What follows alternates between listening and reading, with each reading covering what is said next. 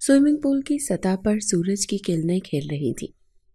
पानी की हल्की लहरें हवा में उठती और गिरने की आवाज़ों के साथ एक खुशगवार सुकून का एहसास दिला रही थी।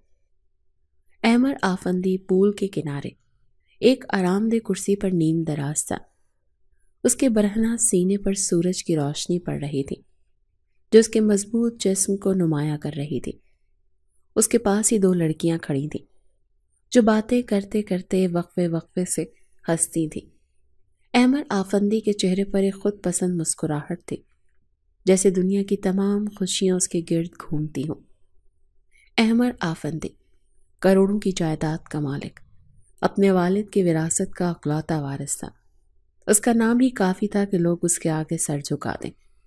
जो कुछ भी वो कहता वो हरफ आखिर माना जाता था।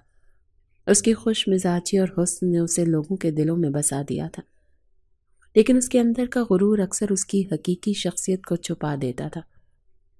पूल के दूसरी तरफ शारिक बैठा था जो अपने कारोबार के हवाले से अहमर आफंदी से बातचीत करने आया था। शारिक ने नरमी से बात का आगाज किया। उम्मीद है आपको मेरी तरफ से कोई परेशानी नहीं होगी। हमारे प्रोडक्ट्स यकीनी तौर पर आपको पसंद आएंगे।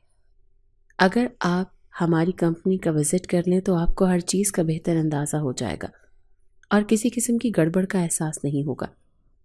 अहमर आफंदी ने शारिक की तरफ गहरी निगाह डाली, जैसे वो उसकी बातों के पीछे छुपे इरादों को समझना चाहता हो। चंद लम्हों की खामोशी के बाद वो एक बेनियाजी के अंदाज में बोला, मैं हर डील से पहले अपनी ख्वाहिश रखता हूँ। अगर तुम मेरी ख्वाहिश को पूरा कर सकते हो तो मैं राज़ी हूँ, वरना तुम्हारी मर्जी। शारिक ने फौरन कहा, आप हुक्म करें, मैं आपके कदमों में हर चीज़ निछावर करने को तैयार हूँ। उसे किसी भी कीमत पर यह डील हासिल करनी थी। उसने दिल में तय कर लिया था कि वो किसी भी हद तक जाएगा। अहमर आफंदी ने एक हल्की सी मुस्कुराहट के साथ कहा, जिस भी शख्स से मेरी डील होती है वो बतौर तोहफा मुझे एक लड़की पेश करता है जिसके साथ मैं अपनी रात को रंगीन करता हूँ। अब तुम मेरे पास कोई लड़की लाओ, तभी मैं तुम्हें ये डील दूंगा। अहमर आफंदी की बात सुनकर शारिक के चेहरे पर गुस्से की एक लहर आई, लेकिन उसने ज़ब्त का मुजाहरा किया। मेरे पास ऐसी कोई लड़की नहीं है जो आपका बिस्तर गर्म करे, लेकिन आप एक बार हमारी कंपनी आ जाए, हमारे प्रोडक्ट्स देख लें। अगर वहाँ आपको कुछ समझ आती है तो आप अपने तरीके से इस डील को कर सकते हैं, बाकी आपकी मर्जी। शारिक की बातों में साफ इनकार था, लेकिन उसके लहजे में नरमी थी। वो जानता था कि वो किसी की बहन बेटी को जलील नहीं कर सकता। उसकी कंपनी में बहुत सी लड़कियां काम करती थी, लेकिन वो कभी किसी को ऐसे हालात में नहीं डाल सकता था। वो जानता था कि अहमर आफंदी जैसे लोगों की सोच को बदलना मुश्किल है, लेकिन वो भी मजबूर था।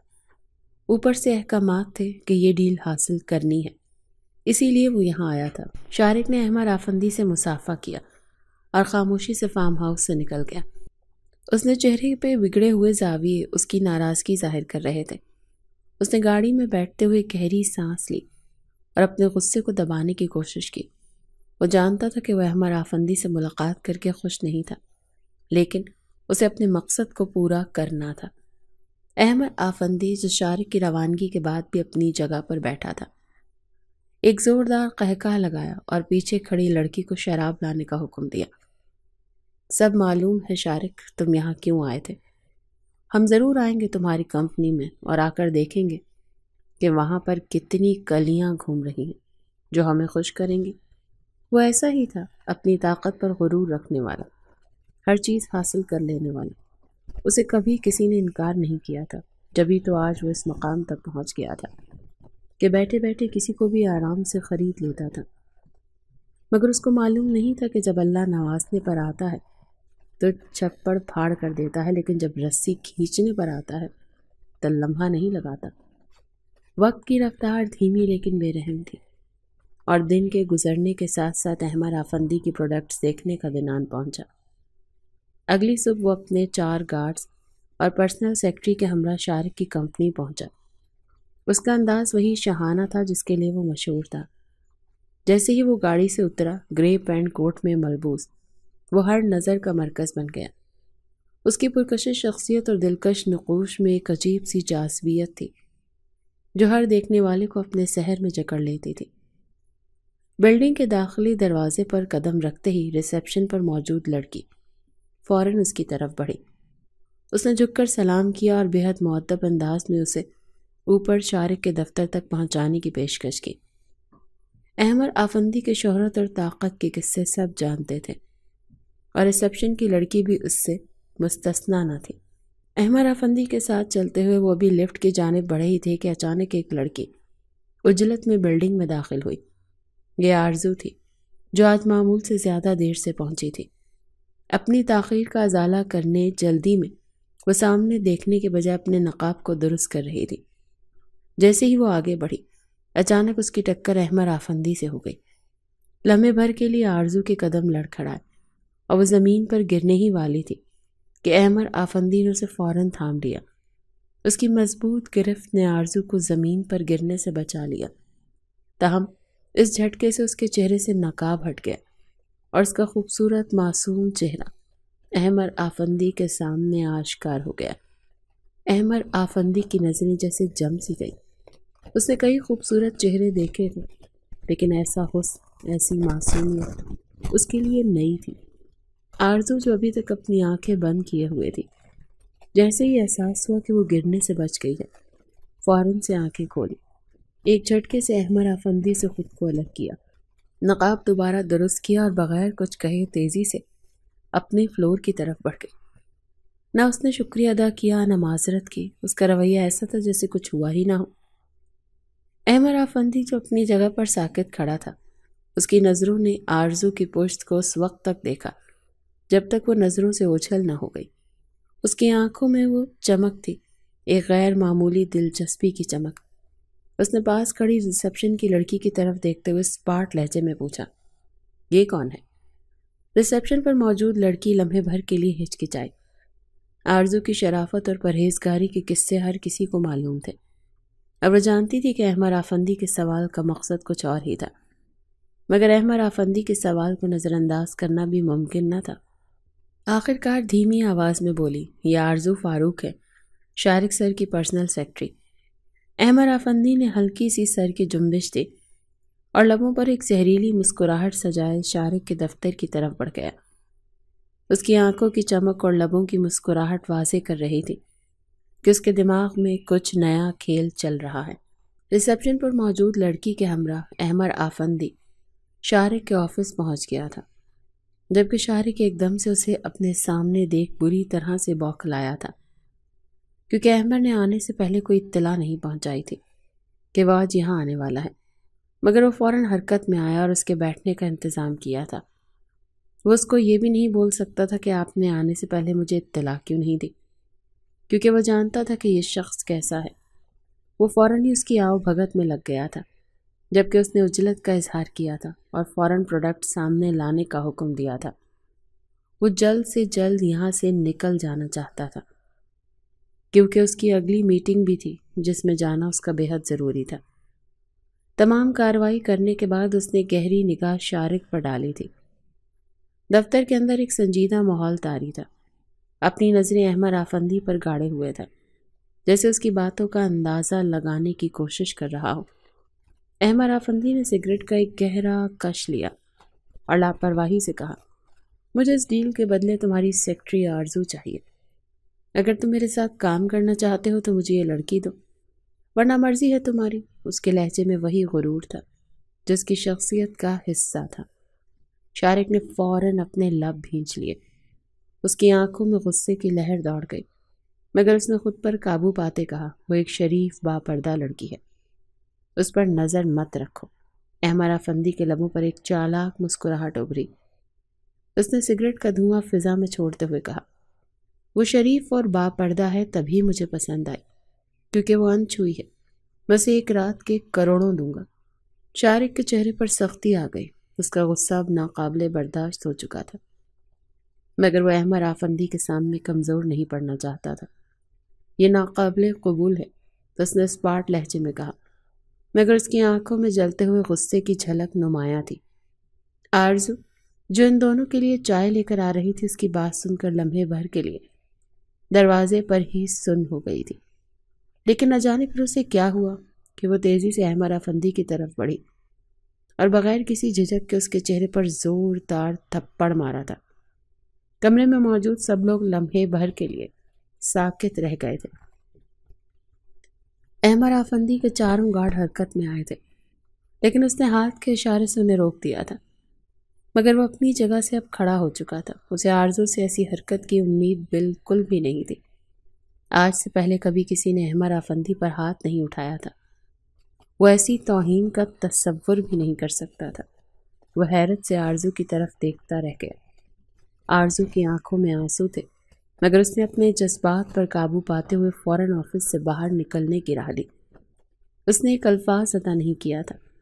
وہ بہت ہی سنجیدہ مزاج اور خاموش طبیعت لڑکی تھی، اپنے اللہ اور اپنے کام میں ہی مگن رہتی تھی۔ اس کے لیے یہ بات بہت ہی ناقابل برداشت تھی۔ یہی وجہ تھی کہ وہ اپنے غصے کو قابو میں نہیں رکھ پائی تھی اور اس کا ہاتھ اٹھ گیا تھا۔ کمرے میں اب صرف احمد آفندی اور شارق تھے، اور ایک عجیب سی خاموشی نے ماحول کو جکڑ لیا تھا۔ احمد آفندی نے اپنی شرمندگی کو چھپاتے ہوئے سگریٹ کو ایشٹرے میں مسل دیا اور ایک گہری سانس لی۔ اس کی آنکھوں میں وہی غرور اب بھی تھا، مگر اس کے چہرے پر ایک نئی سختی بھی دکھائی دے رہی تھی۔ تم نے دیکھا اس میں دم ہے کتنا، اور تم کہتے ہو باپردہ ہے۔ اب مجھے یہی لڑکی چاہیے، کسی بھی قیمت میں، اس نے شارق کی طرف دیکھتے ہوئے کہا۔ لمحے بھر کے لیے شارق بھی آرزو کی ایسی حرکت پر حیرت زدہ رہ گیا تھا، مگر احمد آفندی کی بات سن کر وہ سختی سے بولا، یہ کبھی نہیں ہوگا، تمہیں کبھی نہیں ملے گی، وہ تمہارے جیسے آدمی کی ملکیت نہیں بن سکتی۔ احمد آفندی نے لمحے بھر کے لیے شارق کو دیکھا اور پھر ایک زہریلی مسکراہٹ کے ساتھ بولا، ہم دیکھتے ہیں شارق، یہ کھیل ابھی ختم نہیں ہوا۔ یہ کہہ کر وہ خود پر قابو پاتے آفس سے باہر نکل گیا۔ کمرے میں اب صرف شارق رہ گیا تھا، جو اپنی کرسی پر بیٹھا گہری سوچ میں گم تھا۔ وہ جانتا تھا کہ یہ معاملہ اب اتنی آسانی سے ختم نہیں ہوگا۔ احمد آفندی کے جانے کے بعد شارق نے فوراً اپنے جذبات پر قابو پایا اور فون اٹھا کر آرزو کو کمرے میں بلایا۔ چند لمحوں کے بعد آرزو کمرے میں داخل ہوئی۔ اس کی آنکھیں آنسوؤں سے بھری ہوئی تھیں اور چہرے پر دکھ کی پرچھائیاں واضح تھیں۔ وہ دھیرے سے آگے بڑھی اور خاموشی سے کھڑی ہو گئی، جیسے کسی سزا کا انتظار کر رہی ہو۔ شارق نے اپنی کرسی سے اٹھ کر کمرے میں چکر لگایا، پھر ایک دم رک کر غصے سے آرزو کی طرف مڑا۔ یہ کیا حرکت تھی آرزو؟ اس کی آواز میں سختی اور تشویش دونوں جھلک رہی تھی۔ میں اپنے طریقے سے اس معاملے کو سنبھال لیتا، مگر تم نے احمد آفندی پر ہاتھ کیوں اٹھایا؟ تمہیں معلوم ہے وہ شخص کتنا ظالم اور کتنا برا ہے؟ اس کے لیے ایک عورت محض ٹیشو پیپر کی مانند ہے۔ آرزو نے روتے ہوئے سر جھکا لیا۔ وہ جانتی تھی کہ اس کی حرکت نے صورتحال کو مزید بگاڑ دیا تھا، مگر وہ احمد آفندی کی بے حیائی کو کیسے برداشت کرتی؟ سر، میں کیسے ان کی یہ بات برداشت کر لیتی؟ انہوں نے اتنی گھٹیا بات کی، وہ بھی میرے بارے میں، اس نے ہچکیوں کے درمیان کہا۔ شارق نے گہری سانس لی اور ہاتھ سر پر پھیرتے ہوئے بولا، اس نے تم سے براہ راست تو کچھ نہیں کہا تھا آرزو، تمہیں اس طرح کا رد عمل نہیں دینا چاہیے تھا، اب اللہ ہی خیر کرے گا۔ اس کی آواز میں بے بسی اور تشویش عیاں تھی۔ تمہیں سمجھنا چاہیے تھا کہ ایسے لوگ کتنے خطرناک ہوتے ہیں۔ تم نے اسے بے وجہ ضد دلائی ہے، اب میں چاہ کر بھی کچھ نہیں کر سکتا۔ شارق کی آنکھوں میں گہری پریشانی تھی۔ وہ جانتا تھا کہ احمد آفندی جیسا شخص کسی کو بھی پل میں مسل سکتا ہے۔ وہ اپنے اثر و رسوخ اور طاقت سے کسی کو بھی نقصان پہنچا سکتا تھا، اور آرزو تو ایک یتیم لڑکی تھی جس کے سر پر نہ باپ کا سایہ تھا اور نہ بھائی کا۔ وہ اپنی خالہ کے گھر میں رہتی تھی اور اسی لیے زیادہ کمزور تھی۔ آرزو نے آنکھوں سے بہتے آنسو صاف کیے اور تھوڑی ہمت جمع کر کے بولی، سر، میں جانتی ہوں میں نے غلط کیا، لیکن میں نے یہ سب اپنی عزت کے لیے کیا، میں کسی کی ایسی باتیں نہیں سن سکتی۔ شارق نے اس کی بات سنی اور گہری سوچ میں پڑ گیا۔ اس کی نظریں آرزو پر مرکوز تھیں۔ وہ جانتا تھا کہ وہ صحیح کہہ رہی ہے، مگر اس کے دل میں خوف تھا کہ احمد آفندی اس واقعے کو آسانی سے نہیں بھولے گا۔ تمہیں اب بہت محتاط رہنا ہوگا آرزو، میں تمہارے ساتھ ہوں، مگر ہمیں سمجھداری سے کام لینا ہوگا۔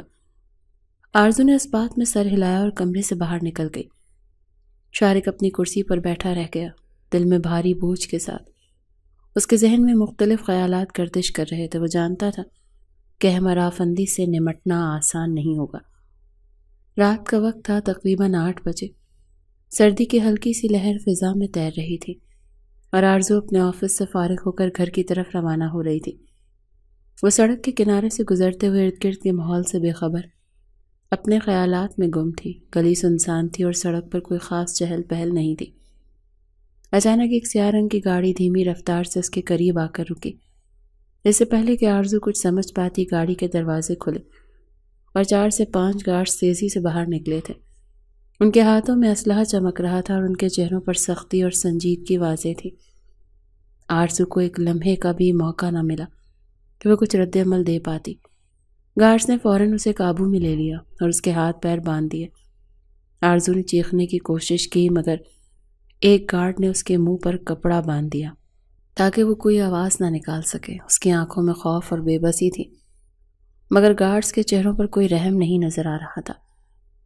وہ جانتی تھی کہ یہ سب کچھ کسی بڑے منصوبے کا حصہ ہے مگر وہ کچھ بھی نہیں کر پا رہے تھے۔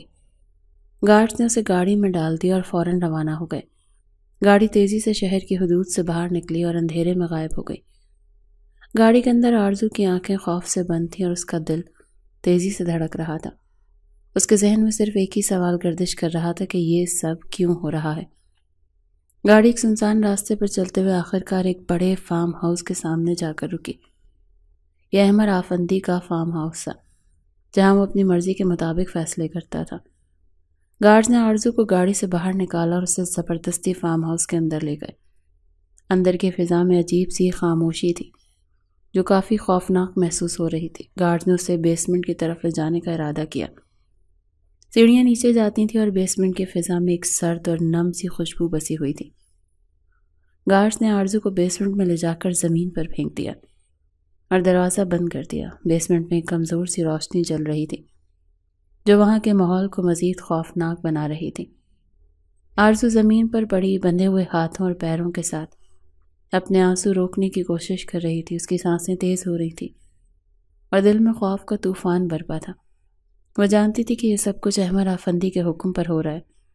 وہ اپنی توہین اور ذلالت کبھی بھی برداشت نہیں کر سکتا تھا اور یہی وجہ تھی کہ اس نے آرزو کو اغوا کروا کر یہاں لانے کا حکم دیا تھا۔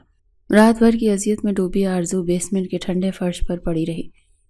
اس کے جسم پر سردی کا قبضہ تھا اور بے بسی کا احساس اس کے دل میں چھایا ہوا تھا۔ ہاتھ پاؤں بندھے ہونے کے باعث وہ ذرا بھی حرکت نہیں کر پا رہی تھی۔ منہ پر بندھے کپڑے نے اس کی آواز کو قید کر دیا تھا اور وہ صرف آنکھوں سے بہتے آنسوؤں کے ذریعے اپنی حالت کا اظہار کر رہی تھی۔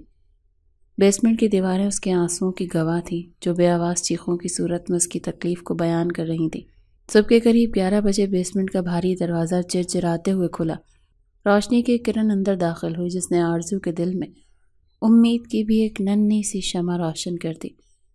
اس نے تھکی ہوئی آنکھوں سے سیڑھیوں کی طرف دیکھا جہاں سے 2 عورتیں نیچے اتر رہی تھیں اور ان کے چہروں پر سرد مہری اور بے رحمی کی چھاپ تھی۔ آرزو نے اٹھنے کی کوشش کی مگر بندھے ہوئے ہاتھ اور پیروں نے اسے حرکت کرنے سے روک دیا۔ وہ زمین پر ہی پڑی رہی۔ بے بسی کی تصویر بنی۔ عورتوں نے اس کے قریب آ کر قہقہا لگایا جو آرزو کے کانوں میں خنجر کی طرح چبھا۔ ایک عورت نیچے جھک کر اس کے پیروں کی رسی کھولنے لگی جبکہ دوسری عورت نے اسے کھینچ کر اٹھایا اور زبردستی بیسمنٹ سے باہر لے جانے لگی۔ آرزو نے اشارہ کیا کہ اس کے ہاتھوں اور منہ پر بندھی رسی بھی کھول دی جائے مگر عورتوں نے اس کی طرف کوئی توجہ نہیں دی۔ وہ زبردستی اسے بیسمنٹ سے باہر لے آئی۔ باہر آتے ہی تیز روشنی نے آرزو کی آنکھوں کو چندیا دیا۔ اس نے لمحے بھر کے لیے آنکھیں بند کی اور جب دوبارہ کھولیں تو سامنے کا منظر اس کی روح کو دہلا دینے والا تھا۔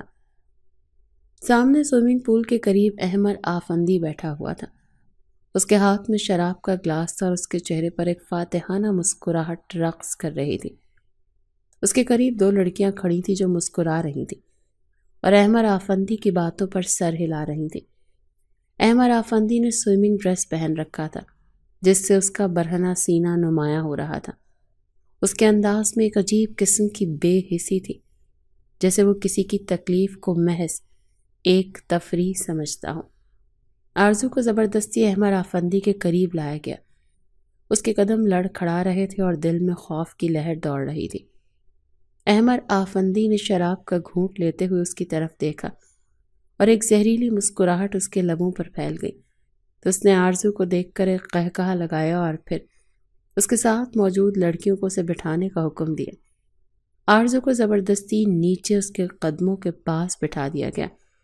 آرزو بے حد خوف زدہ نظر آ رہی تھی۔ احمر آفندی نے جھک کر اس کے قریب آتے ہوئے کہا، آج رات تمہیں سکھاؤں گا کہ عزت کس چیز کا نام ہے۔ اس کے الفاظ آرزو کے دل کو چیرنے کے لیے کافی تھے۔ احمر آفندی کی مسکراہٹ اور اس کے الفاظ آرزو کے دل میں غم و غصے کی آگ کو مزید بھڑکا رہے تھے۔ اس نے دل میں فیصلہ کر لیا تھا کہ وہ کسی بھی قیمت پر اپنی عزت کو داغدار نہیں ہونے دے گی، چاہے اسے اس کے لیے کسی بھی حد تک جانا کیوں نہ پڑے۔ اس نے یہ بول کر ان دونوں لڑکیوں کی جانب دیکھا اور اشارے سے اپنے کمرے میں لے جانے کا حکم دے دیا تھا۔ وہ چاہتا تو آرزو کے ساتھ کوئی ڈیل کر کے اس کے ساتھ رات گزار لیتا، اسے پیسوں سے مالا مال کرتا، مگر اس نے احمر آفندی کے چہرے پر تھپڑ مارا تھا، اور وہ بھی بے بنیاد، کیونکہ اس کی نگاہ میں یہ بات بہت عام تھی، اور لڑکی جس کو وہ ایک ٹیشو پیپر سمجھتا تھا استعمال کیا اور پھینک دیا۔ مگر شاید اس بار اس کے نصیب میں جو لڑکی آئی تھی وہ بہت الگ تھی۔ شاید اللہ نے اس کے لیے ایک نیک عورت کا انتخاب کر لیا تھا۔ اس کو سیدھی راہ پر لانے کا اوپر سے حکم آ چکا تھا، جس سے وہ بیوقوف انسان ناواقف تھا۔ اس نے شراب کا گلاس اپنے حلق میں انڈیل لیا اور پھر سوئمنگ کرنے کے لیے پول میں اتر گیا۔ ہر حالات سے لاپرواہ کہ آج کی رات اسے کس طرح ایک نئی زندگی سے روشناس کروانے والی تھی۔ وقت دھیرے دھیرے گزرتا جا رہا تھا اور آرزو احمر آفندی کے کمرے میں بے سود پڑی تھی۔ اس کے ہاتھ پہلے ہی بندھے ہوئے تھے اور جب اس کمرے میں لایا گیا تو عورتوں نے اس کے پاؤں بھی باندھ دیے تھے۔ کل رات سے اس نے کچھ نہیں کھایا تھا، جس کے باعث وہ مکمل طور پر نڈھال ہو چکی تھی اور رات تک اس کی آنکھیں بند ہو چکی تھی۔ تقریباً رات کے 10 بجے احمر آفندی کمرے میں داخل ہوا۔ اس کے چہرے پر ایک ایسی مسکراہٹ تھی جو جیت حاصل کر لینے کی خوشی سے پھیلی ہوئی تھی۔ اس کی خوشی ہر لحاظ سے چھلک رہی تھی، جیسے وہ کسی بڑی فتح کے قریب ہو۔ کمرے میں داخل ہوتے ہی اس نے دروازہ بند کیا اور اس کی نظریں فوراً آرزو کو تلاش کرنے لگیں۔ سامنے ہی وہ اس کو زمین پر اوندھے منہ پڑی ہوئی نظر آئی تھی۔ وہ اس کے قریب بڑھ چکا تھا اور اس کی آنکھیں بند تھیں۔ لمحے بھر کے لیے تو احمر آفندی کا دل ایک دھچکا سا محسوس ہوا، مگر فوراً ہی اس نے اپنے چہرے کے زاویے درست کر لیے اور قدم پہ قدم چلتا ہوا اس کے قریب پہنچا۔ اس نے آرزو کے ہاتھ کو اپنے پاؤں سے ہلاتے ہوئے کہا، ارے لڑکی اٹھو، تمہارا مالک آ چکا ہے، اب اسے خوش کر دو۔ مگر آرزو کے جسم میں کوئی حرکت ہی نہیں ہوئی۔ احمر آفندی کا دل ایک لمحے کے لیے ڈگمگایا۔ وہ اس کے بے حرکت جسم کو دیکھ کر کچھ دیر کے لیے پریشان ہو گیا تھا۔ وہ اپنی پریشانی چھپانے کی کوشش کر رہا تھا، مگر اس کے دل کی دھڑکن تیز ہو گئی تھی۔ وہ آرزو کے قریب بیٹھ گیا اور اس کا چہرہ پکڑ کر ہلایا۔ اے نقاب پوش لڑکی، اٹھو، کھڑی ہو جاؤ۔ مگر آرزو نے پھر بھی کوئی رد عمل نہیں دیا۔ احمر آفندی کی پریشانی بڑھ گئی۔ وہ کبھی کسی کے لیے اتنی فکر نہیں کرتا تھا، مگر اس لمحے وہ اپنی پریشانی پر قابو نہیں کر پا رہا تھا۔ اس نے فوراً آرزو کا چہرہ اپنے ہاتھوں میں لے لیا اور اسے زور سے جھنجھوڑا۔ پھر بھی وہ بے حس رہی۔ اس کی بے حسی نے احمر آفندی کو مزید پریشان کر دیا۔ وہ فوراً آرزو کو اپنی باہوں میں اٹھا کر بستر پر لے آیا اور ڈاکٹر کو کال کی۔ ڈاکٹر تقریباً 15 منٹ بعد کمرے میں آئی اور احمر آفندی نے غصے سے کہا، اتنی دیر کیوں لگائی؟ اگر اسے کچھ ہو گیا تو تمہیں چھوڑوں گا نہیں۔ ڈاکٹر کا چہرہ بھی حیرت سے بدل گیا۔ وہ یہ نہیں سمجھ پا رہی تھی کہ احمر آفندی اتنا فکر مند کیوں ہے۔ پھر ڈاکٹر آرزو کا معائنہ کرنے کے بعد فوراً سمجھ گئی کہ وہ بھوک اور پیاس کی وجہ سے بے ہوش ہو گئی ہے۔ ڈاکٹر نے دھیرے سے احمر آفندی کو بتایا، وہ بھوک اور پیاس سے بے ہوش ہو گئی ہے۔ ایک انجیکشن کی مدد سے چند لمحے بعد آرزو نے مدھم مدھم آنکھیں کھولی اور خوفزدہ ہو کر احمر آفندی کو دیکھنے لگی۔ اس کی آنکھوں میں وہی خوف تھا جو کسی قیدی کی آنکھوں میں ہوتا ہے، جیسے وہ چاہ کر بھی اپنی تقدیر کو نہیں بدل سکتا۔ اس کو ہوش میں آتا دیکھ کر اس نے فوراً ملازمہ کو کھانا لانے کا حکم دیا تھا اور ڈاکٹر کو جانے کا اشارہ دے دیا تھا۔ لمحے بعد ملازمہ کھانے کی ٹرے لے کر کمرے میں داخل ہو گئی اور آرزو کے سامنے رکھ کر کسی بوتل کے جن کی طرح غائب ہو چکی تھی۔ احمر آفندی اس کے قریب آیا اور نرم لہجے میں بولا، کھاؤ، تم بھوک سے بے ہوش ہو گئی تھی۔ آرزو نے اسے بس خاموشی سے دیکھا مگر اس کے چہرے پر کوئی جواب نہ تھا۔ احمر آفندی کی پریشانی بڑھ گئی۔ کچھ سوچ کر وہ اس کے پاس ہی بیٹھ گیا تھا۔ اس کے ہر انداز سے جھجک جھلک رہی تھی، اور پھر وہ ہوا جس کا کسی کو گمان بھی نہیں تھا۔ پہلی بار زندگی میں اس نے اپنے ہاتھوں سے کسی کو نوالا دیا۔ اس کا ہاتھ آرزو کے لبوں کی طرف بڑھا اور آرزو نے بے خودی میں منہ کھول دیا۔ احمر آفندی نے پورا کھانا اس کو اپنے ہاتھ سے کھلایا تھا اور پھر اس کو سونے کی تلقین بھی کی تھی تاکہ وہ تھوڑی دیر آرام کر کے پرسکون ہو جائے۔ وہ اپنی کیفیت پر حیران بھی تھا کہ اسے اچانک سے ہوا کیا ہے۔ آج تک اس نے کبھی کسی کے لیے اتنی فکر مندی ظاہر نہیں کی تھی، لیکن جب اس نے آرزو کو زمین پر اوندھے منہ بے ہوش دیکھا تھا، اس پر اس کے دل اتنی زور سے دھڑکا تھا کہ وہ خود حیران رہ گیا تھا۔ اور پھر جب وہ ہوش میں نہیں آ رہی تھی تو اس کی حالت عجیب تر ہو رہی تھی، لیکن اب اس کو صحیح سلامت دیکھ نہ جانے کیوں اسے ایک سکون سا محسوس ہو رہا تھا جسے وہ لفظوں میں بیان نہیں کر سکتا تھا۔ ابھی وہ اپنی جگہ سے اٹھ کر باہر جاتا اس سے پہلے ہی آرزو نے اس کا ہاتھ تھام لیا تھا۔ ایک لمحے کے لیے وہ حیران ہوا تھا، کیونکہ اس طرح کہ وہ لڑکی تھی کہ اس کا ہاتھ پکڑ لینا بھی اس کو حیرت میں مبتلا کر چکا تھا۔ اس کی جانب سوالیہ نگاہوں سے دیکھنے لگا تھا، جب اچانک آرزو نے اس کی طرف دیکھتے ہوئے کہا تھا، میں اپنی غلطی کی معافی مانگنے کے لیے تیار ہوں۔ اگر آپ بولیں گے تو میں آپ کے پاؤں پکڑ لوں گی، لیکن مجھے جانے دے، میں بے قصور ہوں۔ نہ میرے پاس باپ کا سایہ ہے نہ بھائی کا، میرے پاس کوئی نہیں ہے۔ میں اپنی خالہ کے گھر رہتی ہوں، میں پوری رات سے یہاں پر ہوں۔ وہ نہ جانے مجھے اپنے گھر میں اب قبول کریں گی بھی یا نہیں، مگر خدا کے لیے میرے حال پر رحم کر۔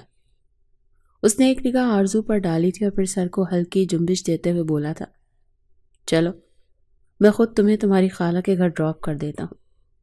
یہ بھول کر وہ اپنی جگہ سے کھڑا ہو گیا تھا، جبکہ آرزو نے حیرت سے اس کی پشت کو دیکھا تھا۔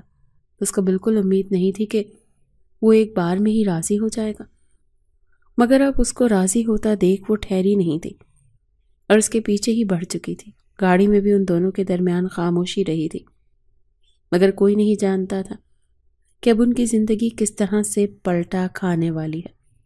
گاڑی کے اندر خاموشی کا ایک دبیس پردہ تانا ہوا تھا۔ احمر آفندی، جو ہمیشہ اپنے جذبات کو قابو میں رکھتا تھا، آج کچھ بے چینی کا شکار دکھائی دے رہا تھا۔ اس نے آرزو کو پہلی بار جب آفس میں دیکھا تھا، اس کی دل کی دھڑکنیں بے قابو ہو گئی تھی۔ اس نے خواہش ظاہر کی تھی کہ وہ لڑکی اس کو اپنے بستر کی زینت بنائے گا۔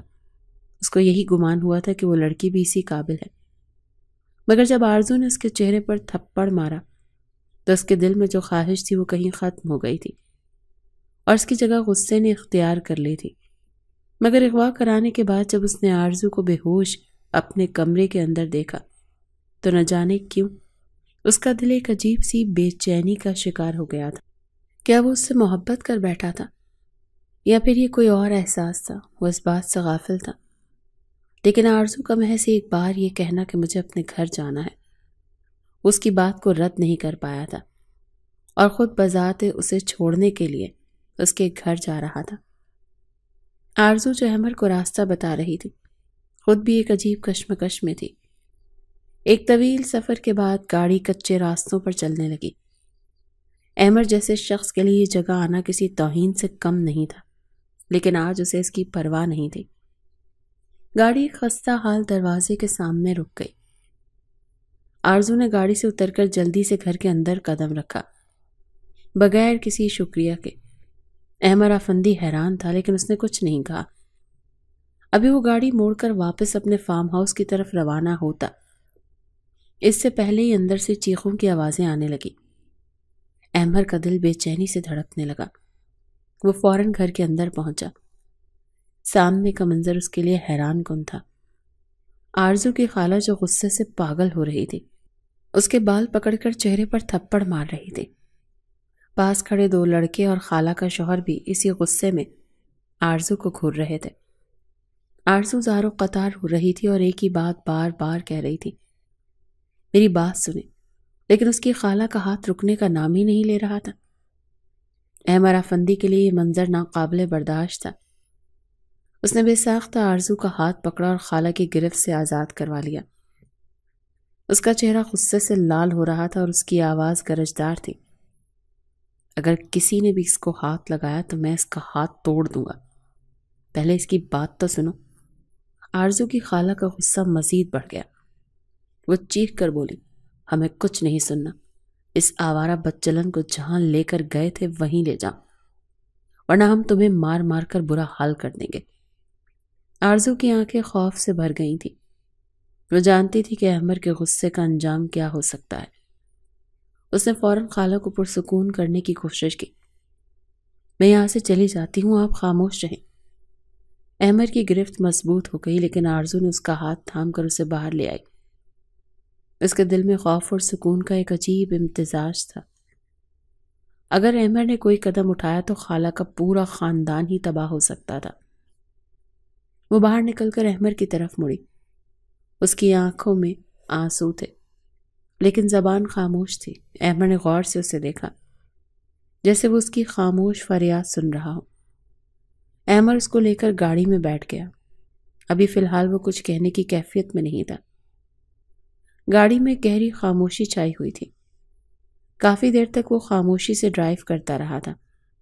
تھوڑی دیر بعد آرزو نے خود کو سنبھالا اور پھر احمر آفندی کے سامنے ہاتھ جوڑ دیے اور آنکھوں میں التجا لیے بولی، میں صرف آپ سے گزارش کرتی ہوں، پلیز مجھے اسٹیشن چھوڑ دیں، میں پھپھو کے گھر کراچی چلی جاؤں گی۔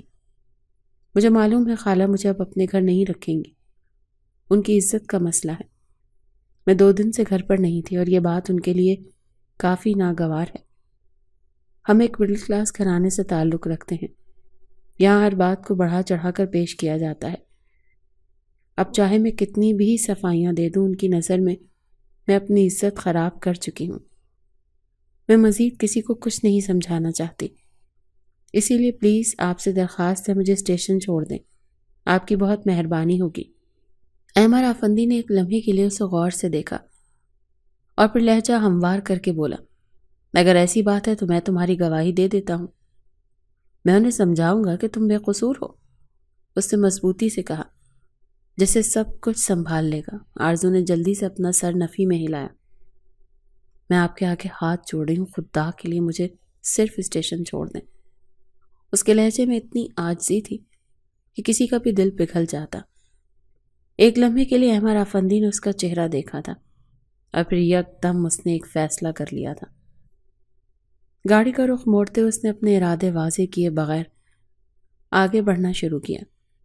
آرزو کو لگا کہ شاید اب وہ اسٹیشن کی طرف جا رہے ہیں، مگر احمر آفندی کے دماغ میں تو کچھ اور ہی چل رہا تھا۔ اس نے گاڑی آفندی مینشن کی طرف موڑ لی تھی۔ وہ جانتا تھا کہ اسے کیا کرنا ہے۔ آرزو نے جلدی سے باہر کی طرف دیکھا، مگر وہ یہ سمجھنے سے قاصر رہی کہ وہ کہاں جا رہے ہیں۔ سڑکیں سنسان تھی اور گاڑی کی کھڑکیوں سے باہر کا منظر دھندلا سا دکھائی دے رہا تھا۔ آرزو کی بے چینی بڑھ رہی تھی، مگر وہ خاموش رہی۔ اس کا دل زور زور سے دھڑک رہا تھا، جیسے وہ جانتی ہو کہ کچھ غلط ہونے والا ہے۔ احمر آفندی کے چہرے پر ایک سنجیدگی طاری تھی اور اس کے ہونٹ سختی سے بند تھے۔ وہ بار بار آرزو کی طرف دیکھتا مگر کچھ بولتا نہیں۔ گاڑی آفندی مینشن کے گیٹ کے سامنے رک گئی۔ آرزو نے حیرانی سے مینشن کو دیکھا۔ اس کی آنکھوں میں سوالات تھے مگر وہ کچھ کہنے سے قاصر تھی۔ احمر آفندی نے گاڑی کا دروازہ کھولا اور باہر نکلا۔ اس نے آرزو کی طرف ہاتھ بڑھایا مگر وہ بے یقینی کے عالم میں وہیں بیٹھی رہی۔ چلو اندر چلو، اس نے نرم لہجے میں کہا مگر اس کے لہجے میں ایک حکم چھپا ہوا تھا۔ آرزو نے آہستہ سے اپنا سر ہلایا۔ یہاں کیوں؟ آپ نے تو کہا تھا کہ آپ مجھے اسٹیشن چھوڑ دیں گے۔ اس کی آواز میں ہلکی سی لرزش تھی۔ احمر آفندی نے گہری سانس لی۔ یہاں آنے کی ایک وجہ ہے اور وہ تمہیں جلد ہی سمجھ آ جائے گی۔ اس کی بات میں کوئی وضاحت نہیں تھی مگر اس کے لہجے میں ایسا کچھ تھا جو آرزو کو مزید سوال کرنے سے روک رہا تھا۔ آرزو آہستہ سے گاڑی سے اتری اور احمد کے ساتھ مینشن کے اندر داخل ہو گئی۔ اندر داخل ہوتے ہی اس کی آنکھیں حیرت سے کھل گئیں۔ مینشن کا اندرونی حصہ شاندار تھا، ہر طرف روشنیوں کا جال بچھا ہوا تھا اور فرش پر بچھے قالین نرم اور قیمتی تھے۔ آرزو کی آنکھوں میں خوف سا چھپا گیا تھا، وہ جانتی تھی کہ یہاں کچھ بھی معمولی نہیں ہونے والا۔ احمد افندی نے اسے ایک بڑے کمرے میں لے جا کر بیٹھنے کا اشارہ کیا۔ یہاں بیٹھو، تمہیں آرام کی ضرورت ہے۔ اس کے لہجے میں ایک نرمی تھی جو آرزو کے دل میں مزید بے چینی پیدا کر رہی تھی۔ آرزو نے اپنی جگہ پر بیٹھتے ہوئے کہا، میں آپ سے درخواست کرتی ہوں، پلیز مجھے جانے دیں، مجھے یہاں رہنا مناسب نہیں لگتا۔ وہ اس کی جانب دیکھتے ہوئے بولا تھا، میں جانتا ہوں اس وقت تم بہت زیادہ مشکل میں ہو، اور مشکل میں بھی میری وجہ سے ہی آئی ہو، اسی لیے میں نے فیصلہ کیا ہے کہ تم میرے مینشن میں رہو۔ یہ جگہ تمہارے لیے محفوظ ہے، یہاں تمہیں کوئی پریشان نہیں کرے گا، ورنہ تمہیں کسی قسم کی تکلیف ہوگی۔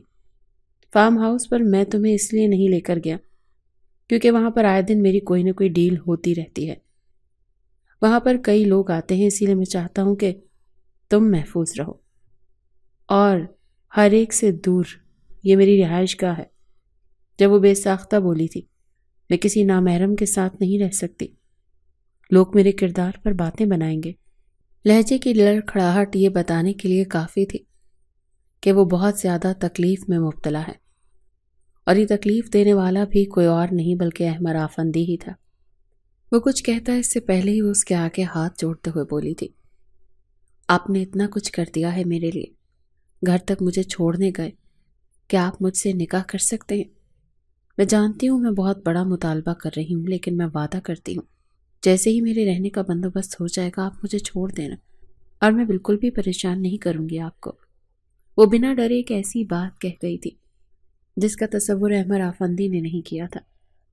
وہ ایک آوارہ اور خود پسند انسان تھا، اپنی زندگی اپنی مرضی سے گزارتا تھا، غرور اس کے انگ انگ سے جھلکتا تھا، مگر اب اس کا غرور کہیں دور جا سویا تھا۔ وہ ایک عام انسان لگ رہا تھا جو ایک لڑکی کی محبت میں مبتلا ہو چکا تھا، اور اس بات کا علم اس کو خود نہیں تھا۔ چند لمحے وہ اس کی شکل دیکھتا رہا اور پھر ایک فیصلہ کر کے اپنی جگہ سے کھڑا ہو گیا تھا۔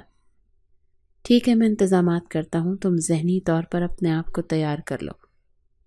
یہ بول کر وہ ٹھہرا نہیں تھا بلکہ باہر چلا گیا تھا۔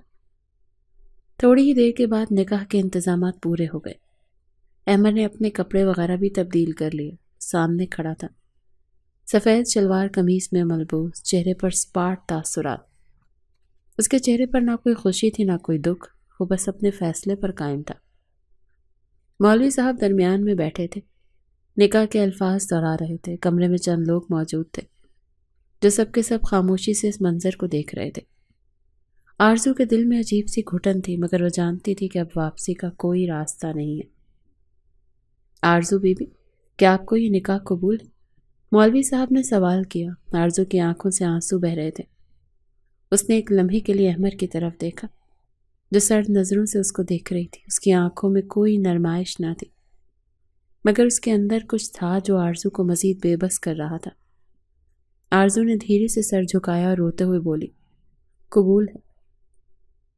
مولوی صاحب نے 3 بار سوال دہرایا اور ہر بار آرزو نے بمشکل یہی الفاظ دہرائے۔ اس کے بعد مولوی صاحب نے احمد کی طرف رخ کیا۔ احمد افندی، کیا آپ کو یہ نکاح قبول ہے؟ احمد افندی نے ایک لمحے کے لیے توقف کیا۔ اس کے چہرے پر نہ کوئی جذبات تھے نہ کوئی تاثر۔ اس نے اسپاٹ لہجے میں جواب دیا، قبول ہے۔ 3 بار سوال دہرایا گیا اور ہر بار احمد نے وہی اسپاٹ جواب دیا، جیسے یہ سب کچھ اس کے لیے ایک رسمی کارروائی ہو۔ نکاح مکمل ہوا تو مولوی صاحب نے دعا پڑھنا شروع کی، مگر کمرے میں ایک عجیب سی خاموشی طاری تھی۔ آرزو کا دل ابھی بھی دھڑک رہا تھا، مگر وہ جانتی تھی کہ اب یہ سب کچھ ختم ہو چکا ہے۔ اس نے احمد کی طرف دیکھا جو اب بھی اپنی جگہ پر کھڑا تھا، خاموش اور سپاٹ چہرہ لیے۔ اس کے دل میں عجیب سا سکون تھا، جیسے وہ جو چاہتا تھا شاید اب اسے سالوں بعد مل چکا تھا۔ تھوڑی دیر بعد اس نے ایک ملازمہ کے ہمراہ آرزو کو گیسٹ روم پہنچا دیا تھا اور خود باہر جا کر سگریٹ سلگانے لگا تھا۔ اس کا دماغ اس وقت بالکل بھی کام نہیں کر رہا تھا، دل عجیب کیفیت کا شکار تھا۔ ایسے لگتا تھا جیسے اندر ایک لاوا بھڑک رہا ہو، مگر وہ اپنی کیفیت نہ کسی کو بتا پا رہا تھا اور نہ سمجھا پا رہا تھا کہ وہ ایک ایسی محبت میں مبتلا ہو چکا ہے جس کے بارے میں وہ خود نہیں جانتا تھا۔ وہ کافی دیر تک سگریٹ سلگاتا رہا تھا اور پھر تقریباً رات کے 2 بجے وہ ہر چیز سے ہار کر آرزو کے کمرے کی طرف بڑھا جہاں وہ ٹھہری ہوئی تھی۔ کمرے میں مدھم روشنی پھیلی ہوئی تھی، ہر چیز خاموشی میں ڈوبی ہوئی تھی، مگر آرزو کی زار و قطار رونے کی آواز اس سکون کو چیر رہی تھی۔ اچانک سے اس کی زندگی نے جس طرح سے پلٹا کھایا تھا، وہ حیران تھی کہ یہ ہوا کیا ہے۔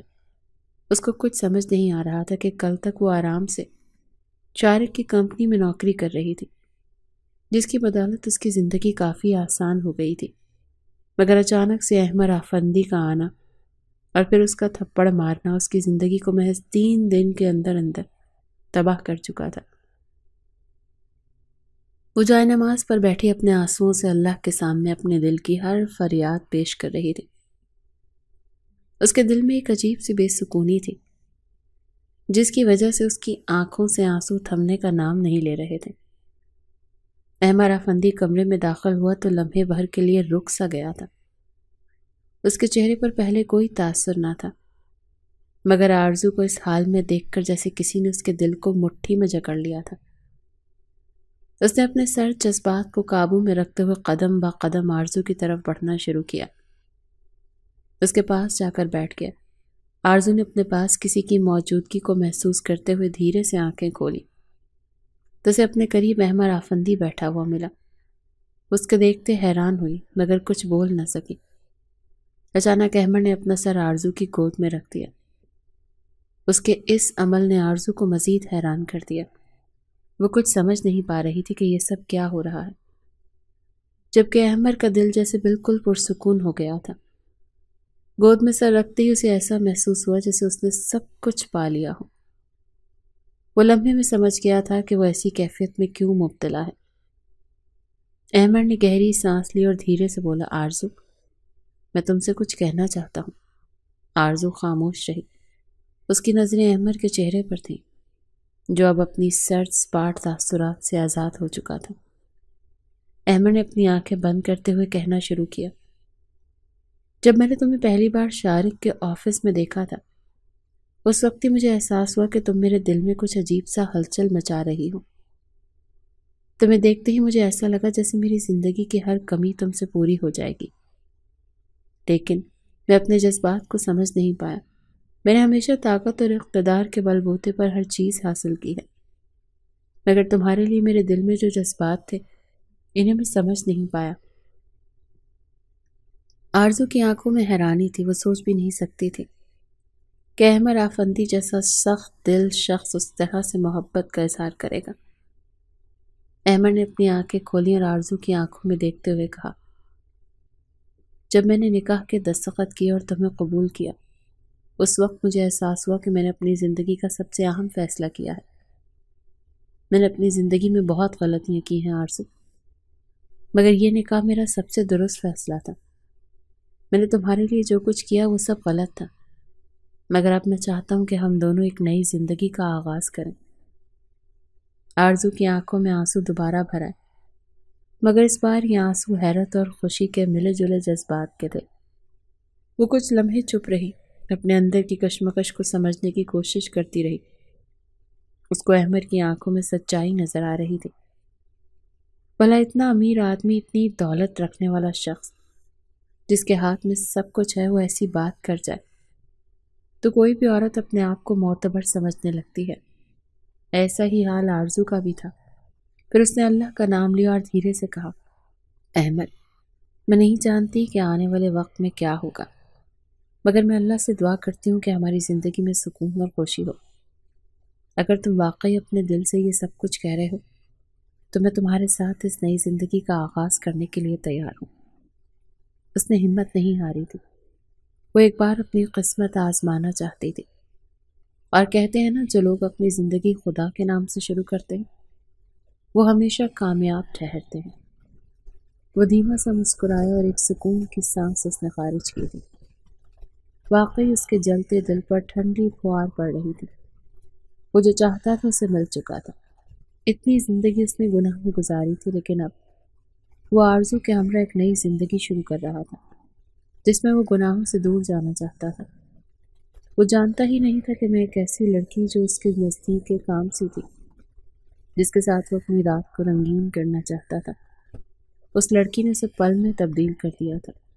محض اس کی تکلیف کو دیکھ وہ پل میں فیصلہ کر چکا تھا کہ وہ ہمیشہ کے لیے اب اس کی ہے، اور وہ جانتا ہی نہیں تھا کہ یہ فیصلہ اس کے لیے کتنا کارآمد ثابت ہونے والا ہے۔ انسان سے غلطیاں ہو سکتی ہیں، مگر اگر دل سے معافی مانگی جائے اور اصلاح کی کوشش کی جائے تو اللہ معاف کرنے والا ہے۔ زندگی میں محبت، اخلاص اور سچائی سب سے اہم ہوتی ہے، اور اگر انسان ان پر عمل کرے تو اپنی زندگی کو بہتر بنا سکتا ہے۔